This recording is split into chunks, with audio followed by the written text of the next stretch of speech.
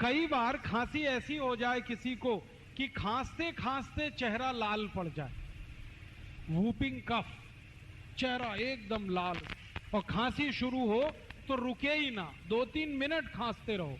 ऐसी खांसी में अदरक ले लो आधी और उसको भून लो, आग में भूनो।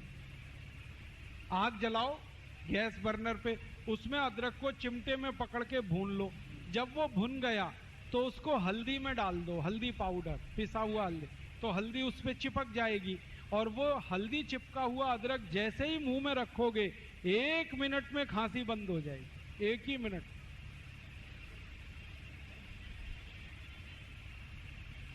इतनी बढ़िया दवा।